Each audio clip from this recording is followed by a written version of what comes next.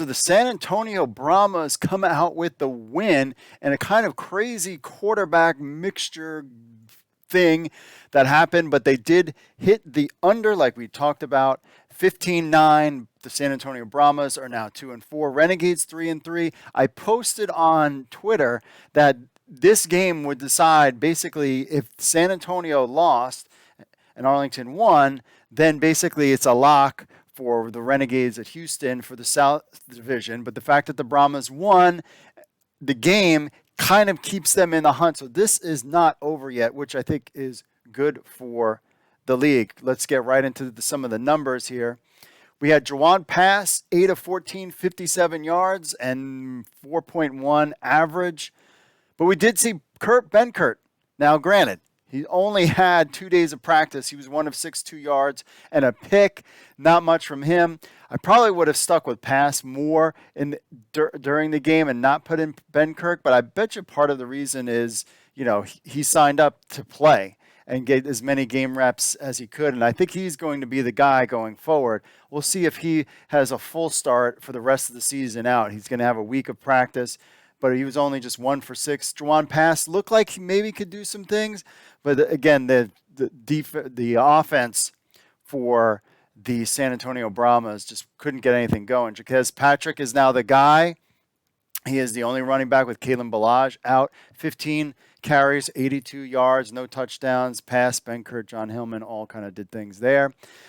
For the passing game, Landon Akers, 2 catches for 24 yards on 5 targets.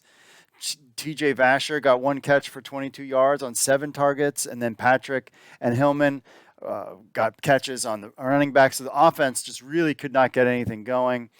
When you got a quarterback that's only been with the team for 2 days, and then Jawan Pass has been there for all season, I probably would have let him had the run a lot more for this game. But, this kind of, you fire your offensive coordinator. Did it really matter? Is it the players? Is the coordinator?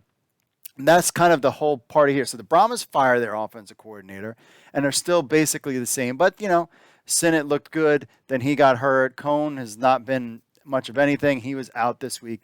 So they were really thin at quarterback. When it comes to the Renegades, of course, were high on Drew Plitt. So he got the reps today, 10 of 16, 163 yards and 10.2 average, which was good, and a touchdown and an interception, a 47-yard bomb. Kyle Sloter, 6 of 13, 22 yards, 1.7, 0 for touch and interceptions. Sloter was frustrated on the sidelines, stopped trying to run the ball. Even at one point, I believe, Sal Cannella complained too that the play calling, our own Anthony Miller asked Coach Stoops if he's going to make a change at the offensive coordinator position. He said no.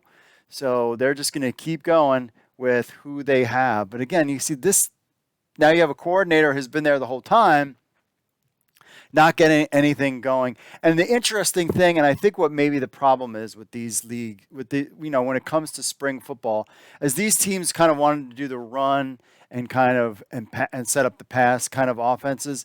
And I don't think you could do that in these leagues because you don't have the offensive line help that you need. That's why teams like Houston and teams like Seattle are playing well. Now, the DC Defenders are a little different because their quarterbacks all can run. And that's part of the game plan too.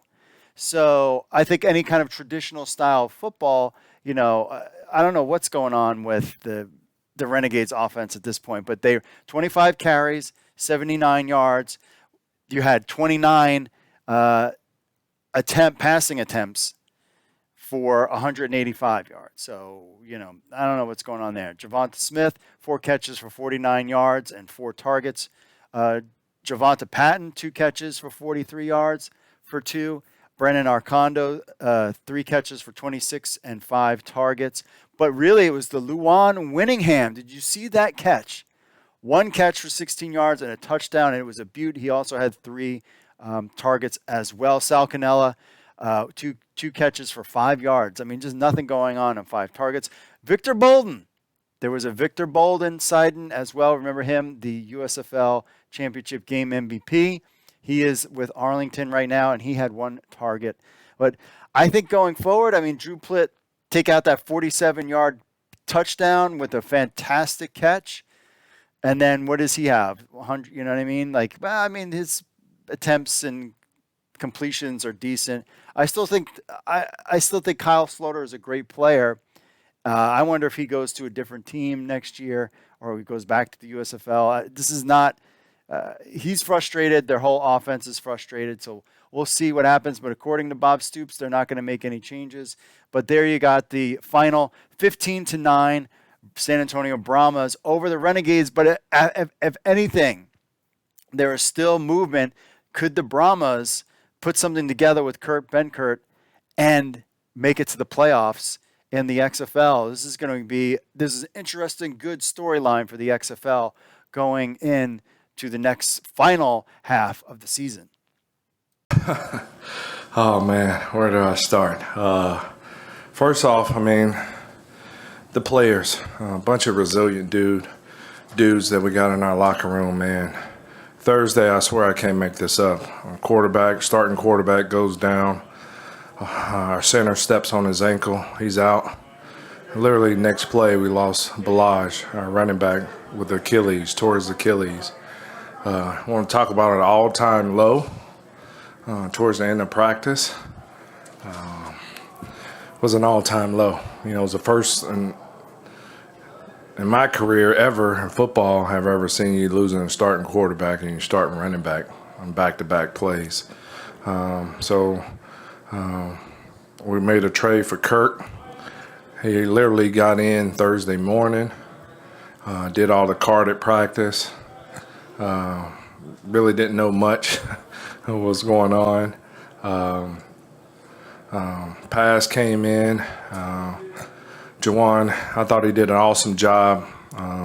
Going into the season, you know, with him, my plans was really just giving him an opportunity to learn how to be a pro. You know, I think in his career, he really never got the coaching nor, you know, an opportunity.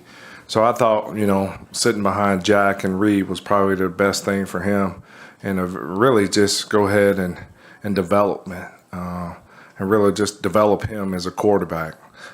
Due to injuries, his opportunity came a lot sooner than expected. We tried to keep things simple for him, and I thought he held his own. First time we went out there, outside of, you know, doing the carded script for the look team, he went against our number one defense. So we went one-on-ones. He drove the ball down there and put us in position to score. So he kind of earned his stripes going against our defense and driving the ball the way he did on practice. So we did that on Friday. And I said, you know what, to do that, it's kind of hard because for our third quarterback, you don't get preseason games to really go out and show what you can do. So it was hard for me to really truly get an evaluation. But him going against our defense during 2-minute period, he drove us down there and put us in field goal range. We kicked the field goal, and we did that. So that was really my opportunity to really see what he can do in live competition. So I thought both quarterbacks, they went out there and did what they had to do. I really put this one on our defense. I told them, you know, when you have circumstances like we went through with Thursday, you know, you guys have to score a touchdown, find a way. And they gave me 2 turnovers. It's something that I asked them this morning. Just give me 2. You know, when we get to the other side of the 50, we're in scoring territory, just think of it as automatic 3 points at least. So you got to protect the points. And, you know, we at least got 3, walk away with 3 points. Our kicker, John, had a baby reveal party yesterday. He's having a little girl, so I knew he's living at an all-time high, man. So he rose to the occasion, knocked down some key field goals for us. So it was a total team collaboration, man. Just a bunch of resilient guys considering what happened on Thursday. A lot of teams would just break and throw in the towel, you know, when you lose your starting quarterback and running back on back-to-back plays. So. Questions?